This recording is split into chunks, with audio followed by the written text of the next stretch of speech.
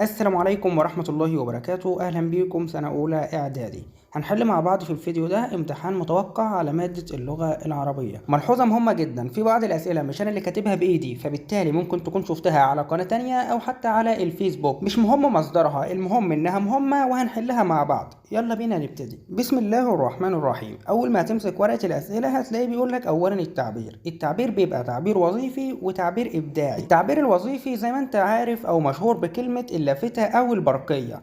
وأول ما تقرأ كلمة التعبير الوظيفي على طول ما تكملش، طلع مسطرتك وارسم برواز مستطيل زي اللي قدامك في الشاشة ده. بعد كده شوف التعبير الوظيفي عايزك تكتب عن إيه. بيقولك ألف، التعبير الوظيفي اكتب لافتة تحث فيها زملائك على إتقان العمل. حلو جدا، التعبير الوظيفي اللي معانا جاي لافتة، واللافتة عايزانا نكتب عن إتقان العمل. جميل. طيب اللافتة بتبقى عبارة أو من الأفضل إنك تخليها جملة واحدة بس. الجملة دي هتتكتب داخل البرواز اللي أنت رسمته معايا من شوية، ولازم يكون ليها علاقة بموضوع اللافتة. على سبيل المثال اللافتة اللي معانا في الفيديو بتقول لك اكتب عن إتقان العمل. انت هتشوف جملة او هتفكر في جملة ليها علاقة بإتقان العمل وهتكتبها داخل البرواز اللي انت رسمته معانا من شوية. طيب ممكن نكتب له مثلا إتقان العمل، ممكن نقول له إتقان العمل يحقق الأمل. برافو عليك، جميل. يبقى هنكتب له الجملة دي إتقان العمل يحقق الأمل داخل البرواز، وممكن نكتب له أي جملة تانية عادي جدا. المهم إن الجملة اللي هتكتبها يكون لها علاقة بموضوع اللافتة. بعد كده التعبير الإبداعي، وده بيبقى عبارة عن موضوعين تعبير وانت هتختار منهم. يلا مع بعض كده نشوف الموضوع الأول بيقول إيه. الموضوع الأول بيقول لك الصداقة وأهميتها وصفات الصديق الحق وواجبنا نحو الأصدقاء. طيب الموضوع الأول عايزك تكتب عن الصداقة. طب انت لو مش بتعرف تكتب عن الصداقة أو مش عايز تكتب عن الصداقة، أقول لك يلا بينا نقرأ الموضوع التاني، لو عجبك اكتب فيه. الموضوع التاني بيقول لك ايه؟ العلم هو السلاح الذي يحقق للأمة الرقي والازدهار، وبه يصل الفرد إلى أهدافه وأحلامه. الموضوع التاني عايزك تكتب عن العلم. طيب شوف بقى انت هتكتب عن الصداقة ولا هتكتب عن العلم، ولو عجبك موضوع لا مش لو، ده هو لازم يعجبك موضوع منهم وتكتب فيه. لو هقولك على نصايح لموضوع التعبير فالنصايح كتير جدا، هكتفي ان اقولك 3 اخطاء شائعين ومنتشرين ومعظم الطلاب بيعملوها. اول خطأ الطلاب بتعمله انها مش بتستخدم علامات التراكيم زي الفاصلة والنقطة والنقطتين وهكذا. تاني خطأ شائع انك بتمسك الكلمة تكبرها وتمط فيها وتملى بيها سطر على اساس ان كده موضوع التعبير بيخلص بسرعة. ما تعملش الحركة دي علشان ما تفهمش المصحح انك مش لاقي كلام تكتبه، وكمان موضوع التعبير بتاعك بيبقى شكله وحش. الافضل واللي المفروض تعمله علشان ما تضيعش الوقت في كتابة موضوع التعبير انك اول ما تمسك ورقة الاسئلة وقبل ما تحل اي سؤال اقرأ موضوع التعبير وشوفه بيتكلم عن ايه، وما تحلوش، لا افهم بس هو بيتكلم عن ايه او عايزك تكتب عن ايه، وسيبه ما تحلوش وامشي حل في الاسئلة التانية زي النصوص والنحو والقراءة وهكذا. واثناء حلك للنصوص والنحو والقراءة اكيد هيجيلك افكار لموضوع التعبير. كل ما يجيلك فكرة او كل ما يجيلك جملة تحس انها مناسبة لموضوع التعبير بتاعك امشي على طول اكتبها. بعد ما تكتبها ارجع كمل حلك في القراءة والنصوص، وبعد ما هتخلص حل خالص هتلاقي نفسك كتبت نص التعبير وانت اصلا لسه ما بدأتش فيه. اخر حاجة بقى عايزك تعملها انك تخلي بالك من املتك وانت بتكتب. بس كده، يلا بينا بقى ننتقل على باقي الأسئلة ونحلها مع بعض. وهنا أيها الطالب الجميل وأيتها الطالبة الجميلة بيقول لك القراءة، اقرأ ثم أجب.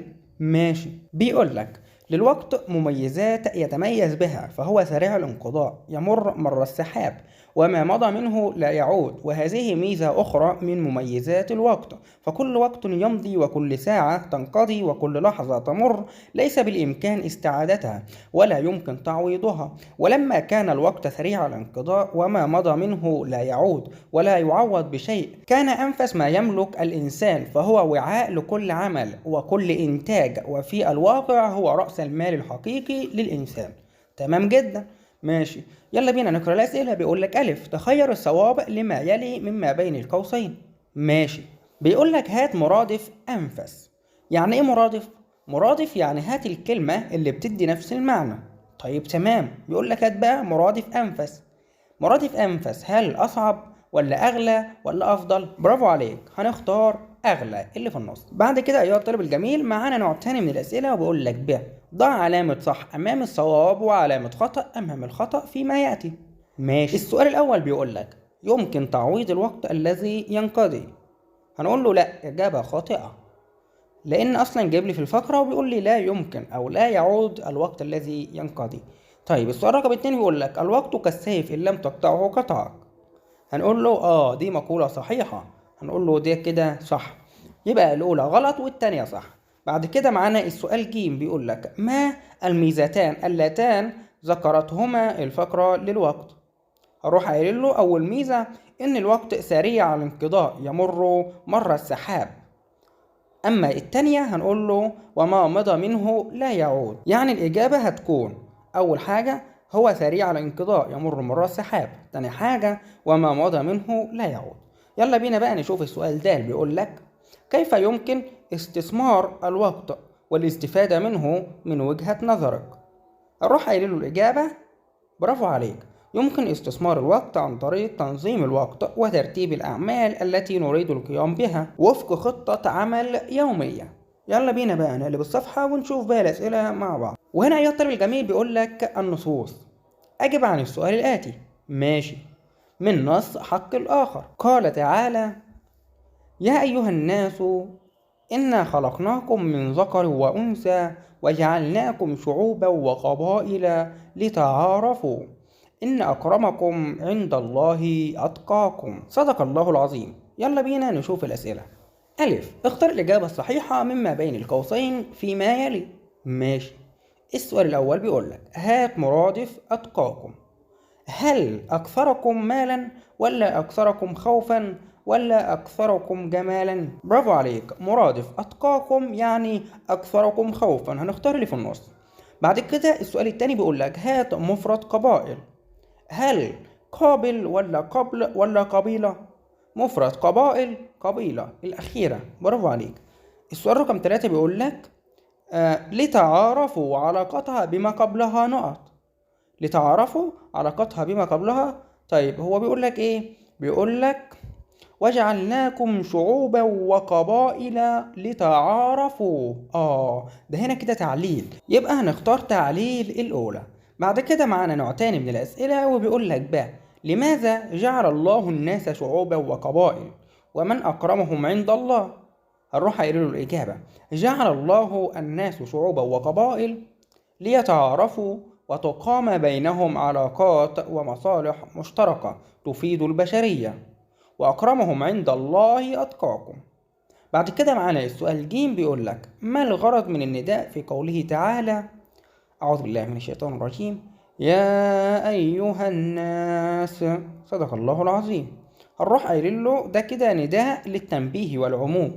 طب جميل. بعد كده معانا السؤال د بيقول لك نهى الله عن الظن والتجسس والغيبة، اكتب مما حفظت الآية الدالة على هذا المعنى. طب جميل ماشي. هروح قايل له أعوذ بالله من الشيطان الرجيم الإجابة يا أيها الذين آمنوا اجتنبوا كثيرا من الظن إن بعض الظن إثم ولا تجسسوا ولا يغتب بعضكم بعضا أيحب أحدكم أن يأكل لحم أخيه ميتا فكرهتموه واتقوا الله إن الله تواب رحيم. صدق الله العظيم. عارف ان معظم الاحكام وقع مني، ربنا يسامحني. يلا بينا نكمل. وهنا ايها الطالب الجميل بيقول لك ج اجب بالمطلوب. ماشي. السؤال الاول بيقول لك تحرص على طلب العلم تجني ثماره الطيبة. بيقول لك اربط بين الجملتين بأداة شرط جازمة مع ضبط فعل الشرط. طب جميل، ممكن نقول له هو بيقول لك ايه؟ تحرص على طلب العلم تجني ثماره الطيبة، فاحنا ممكن نقول له إن تحرص على طلب العلم تجني ثماره الطيبة. برافو عليك. بعد كده معانا السؤال رقم 2 بيقول لك وعد الله المؤمنين بنعيم دائم في الجنة. بيقول لك ابني الجملة السابقة للمجهول واكتب الجملة صحيحة. طيب ماشي، نقرأ الجملة من تاني. بيقول لك وعد الله المؤمنين بنعيم دائم في الجنة. طيب هو بيقول لك ابنيها للمجهول، فاحنا ممكن نخليها كده، بدل ما نقول وعد الله، لا ممكن نقول بقى وعد المؤمنون بنعيم دائم في الجنة. هتبقى الإجابة وعد المؤمنون بنعيم دائم في الجنة. بعد كده معانا نوع تاني من الأسئلة، وبيقول لك دال أكمل ما يلي. 1. رأيت القمر ساطعا. بيقول لك كلمة ساطعا تعرب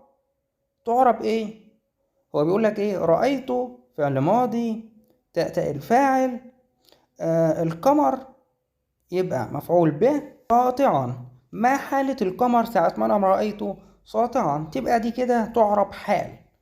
طيب بعد كده معانا السؤال رقم 2، بيقول لك كافأ والداك نقط التوأم على تعاونه معك. بيقول لك اسم من الأسماء الخمسة، بيقول لك ضع مكان النقط اسم من الأسماء الخمسة.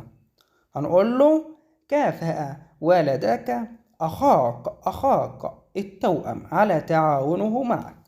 يلا بينا نقلب الصفحة ونشوف باقي الأسئلة مع بعض. وهنا أيها الطالب الجميل بيقول لك من موضوع من قصص القرآن الكريم، بيقول لك وبعد يومين من إبحار السفينة تغير الجو فجأة وهبت عاصفة شديدة جعلت الموج يرفع السفينة ويهوي بها حتى أوشكت على الغرق.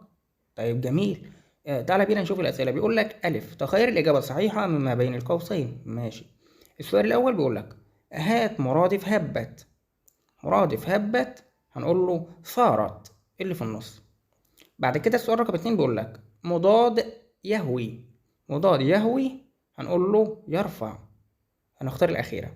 بعد كده معانا نوع تاني من الأسئلة، وبيقول لك ما الذي حدث للسفينة بعد إبحارها. هنروح قايل له تغير الجو فجأة وهبت عاصفة شديدة جعلت الموج يرفع السفينة ويهوي بها حتى أوشكت على أن تغرق. بعد كده معانا السؤال جيم، بيقول لك جيم 1 كيف تخلص قائد السفينة من الحمولة الزائدة. هروح قايل له بإلقاء واحد من الركاب وقعت عليه القرعة 3 مرات. بعد كده معانا السؤال جيم 2 بيقول لك ماذا فعل سيدنا يونس عليه السلام بعد نجاته من بطن الحوت. هنروح قايل له الإجابة عاد إلى قريته ودعا أهلها إلى الإيمان بالله الواحد. يلا بينا نقلب الصفحة ونشوف باقي الأسئلة ونحلها مع بعض. وهنا أيها الطالب الجميل ركز معايا، بيقول لك من نص كن بلسما. طيب ماشي، عشان وقت الفيديو وقف الفيديو واقرأ النص وتعالى حل معايا على طول. السؤال ألف بيقول لك هات جمع الغيث هنقول له برافو عليك الغيوث. طيب بعد كده مرادف هامة هنروح قايلين له سالة. طيب بعد كده مرادف هامة سالة أو سقط. بعد كده مضاد السنة الجحود. طيب بعد كده معانا السؤال باء بيقول لك اشرح البيتين السابقين بأسلوبك. طبعا انت وقفت الفيديو وقرأتهم، يلا بينا اشرح معايا بقى. انا هقول الإجابة بالراحة علشان مش هتتكتب. الإجابة هتقول يقول الشاعر كن خيرا طيبا كالدواء الشافي مهما تغيرت أحوال الزمن وتبدلت صفات الناس، وكن متفائلا في أشد الأوقات، قدم الإحسان للناس ولا تنتظر منهم مكافأة، فهل ينتظر المطر من الناس جزاء إذا سقط؟ بس كده جميل. يلا بينا بقى ننتقل على سؤال جيم، بيقول لك ما الجمال في قول الشاعر أي الجزاء الغيث يبغى إن هما. هنروح قايل له الإجابة أسلوب استفهام غرضه النفي، والشاعر يصور الغيث بإنسان يعطي ولا ينتظر الجزاء من الناس. برافو عليك. يلا بينا نقرأ السؤال ده، بيقول لك ما الغرض من الأمر في البيت الأول. هنروح قايل له الإجابة الغرض من الأمر، أو هنقول له أمر غرضه النصح والإرشاد. يلا بينا نقلب الصفحة ونشوف باقي الأسئلة ونحلها مع بعض. وهنا أيها الطالب الجميل أخيرا بيقول لك رابعا النحو. يلا بينا نقرأ النحو. بيقول لك طلب العلم فريضة على كل مسلم ومسلمة، وهو سمة من سمات الأمم الراقية، فلا تظن العلم مضيعة للوقت. أو إهدارا للجهد، فما خلق الإنسان إلا ليتعلم ويعمل ويعمر الأرض، فمن يجعل العلم هدفا له ويجتهد حبا فيه يرقى إلى أعلى مكان. لحد هنا زي الفل. يلا بينا نقرأ الأسئلة. السؤال ألف بيقول لك اعرب ما تحته خط. طب جميل. أول كلمة تحتها خط عندنا كلمة طلب. طلب هنا اسم وقع في أول الجملة، يبقى تعرب مبتدأ مرفوع وعلامة رفعه الضمة. بعد كده عندنا كلمة مسلم. كلمة مسلم هو بيقول لك إيه؟ كل مسلم. كل مسلم. مسلم تعرب مضاف إليه مجرور وعلامة جره الكسرة. بعد كده عندنا كلمة سمة. سمة تعرب خبر مرفوع وعلامة رفعه الضمة. بعد كده عندنا كلمة حبا. حبا تعرب مفعول لأجله منصوب وعلامة نصبه الفتحة. بعد كده معنا نوع تاني من الأسئلة وبيقول لك باء. استخرج من القطعة السابقة ما يأتي. ماشي. 1. استخرج أسلوب شرط وبين أجزاؤه. هروح قايل له أسلوب الشرط هو فمن يجعل العلم هدفا يرقى إلى أعلى مكانة. أجزاؤه هي أداة الشرط من وفعل الشرط يجعل. أما فعل جواب الشرط فهو يرقى. طب جميل. بعد كده معانا السؤال رقم 2 بيقولك استخرج فعلا ينصب مفعولين واذكرهما. الفعل هو يجعل ونصب المفعولين اللي هما العلم وهدفا. بعد كده معانا السؤال رقم 3 بيقولك استخرج فعلا مبنيا للمجهول وعين نائب الفاعل. هروح قايل له خلق. نائب الفاعل الإنسان. بعد كده أيها الطالب الجميل معنا السؤال رقم 4 بيقول لك استخرج فعلا لازما وآخر متعديا. فعلا لازما هنقول له كلمة يجتهد. أما المتعدي هنقول له يعمل. وبكده أيها الطالب الجميل يبقى انتهينا من حل جميع الأسئلة اللي معانا في الامتحان ده. وإن شاء الله عايزك كده تخش على القناة وتلف فيها لفة كده، هتعجبك الامتحانات اللي فيها ان شاء الله. وبس كده، مش هقول لك اعمل اعجاب للفيديو لو اتفرجت لحد هنا. صلي على سيدنا محمد في الكومنتات، والسلام عليكم ورحمة الله وبركاته. استودعكم الله جميعا.